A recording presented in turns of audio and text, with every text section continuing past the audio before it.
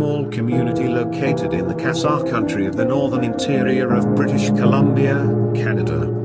It is located a few hours south of the Yukon border on Stewart-Cassiar Highway, Highway 37, at the south end of the lake of the same name. Dease Lake is the last major center before the Alaska Highway while driving northbound, and also the junction to Telegraph Creek and the Grand Canyon of the Stikine.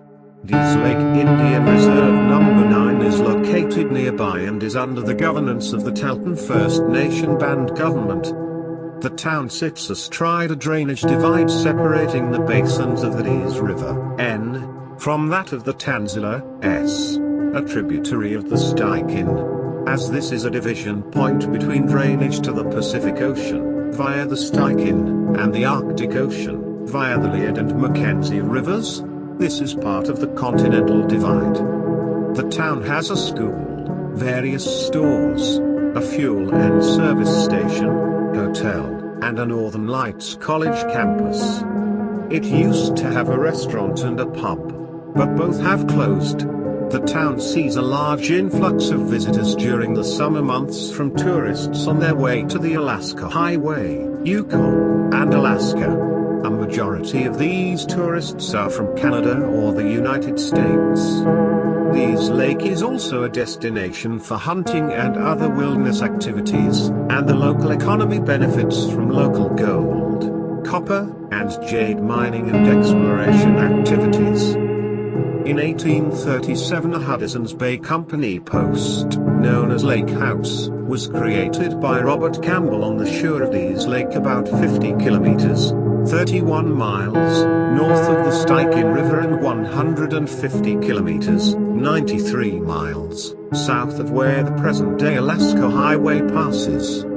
The lake had been named in 1834 for Chief Factor Peter Warren Dease, and would become a major junction for miners traveling to the gold rush in Cassiar, later an asbestos mine. Although the fort was abandoned soon after, the town based around the fort lived on, and was renamed Dease Lake in 1934 by then Chief Trader John McLeod. During the 1960s and 1970s, BC Rail started to build an extension of their line towards Dease Lake, but construction was halted.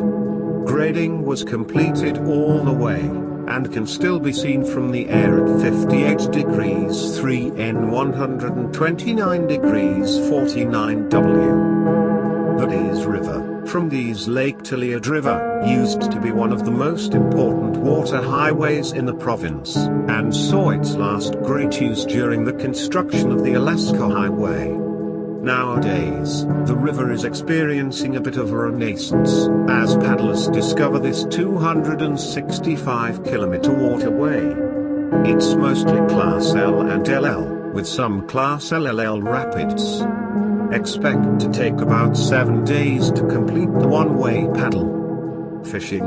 Broad Dease Lake and Curvaceous Boy Lake offer angling for char and a variety of northern specialties, burbot and whitefish.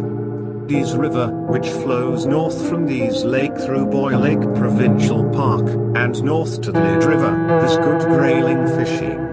Access is from the town of Dease Lake, from pullouts beside Highway 37, and from Boy Lake Park's boat ramp.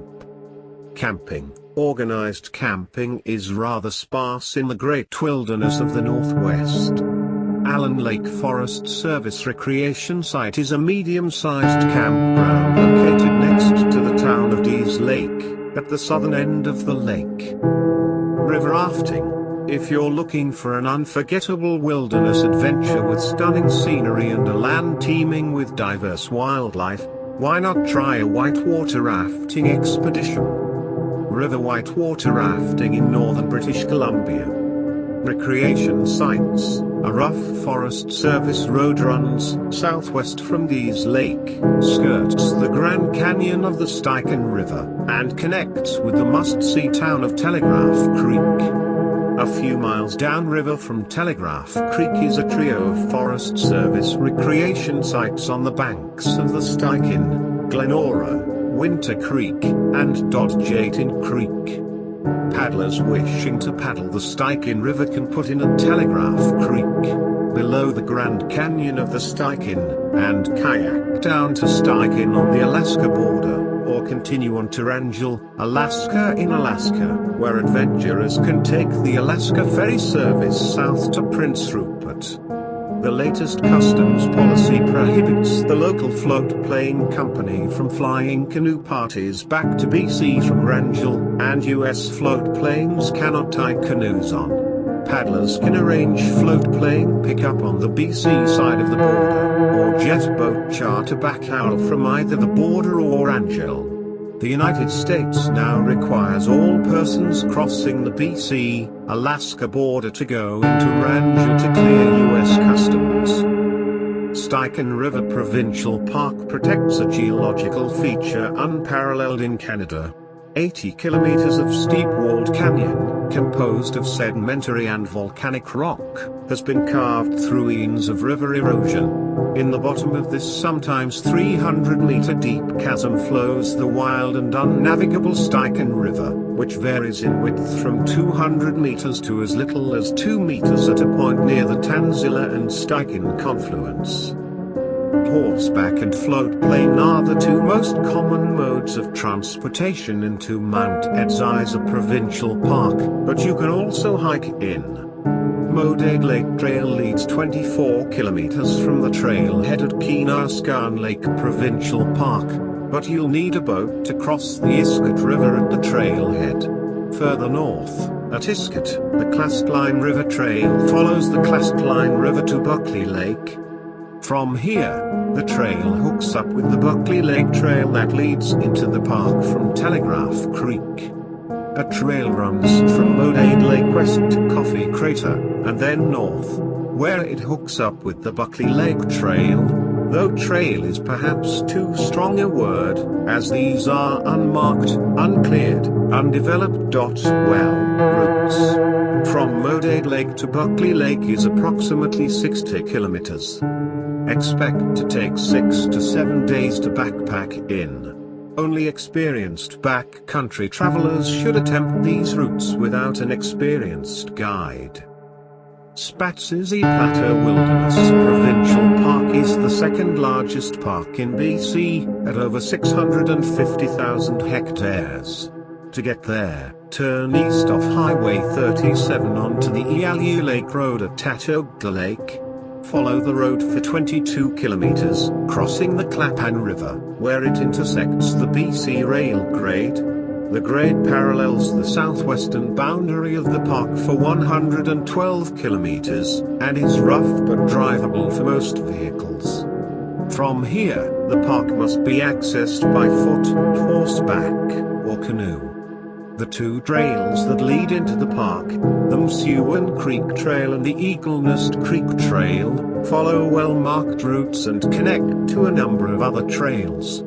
There are over 160 kilometers of trails in the park, with an old outfitter's cabin available for public use at Coldfish Lake. A worthwhile side trip from Dease Lake is a drive to the beautiful little community of Telegraph Creek, and the opportunity for a riverboat trip or tour on the Stikine River. Located on a terrace overlooking the Stikine River, one can step back in time in the Yukon gold rush town of Telegraph Creek, which gets its name from an overland telegraph line to the Yukon. Named for the jade deposits found to the east of the high community, Jade City is located on the Stewart, Cassiar Highway, Highway 37, 2 hours south of Watson Lake near the British Columbia, Yukon border, an hour south of Boyle Lake Park, and 2 hours north of Dease Lake.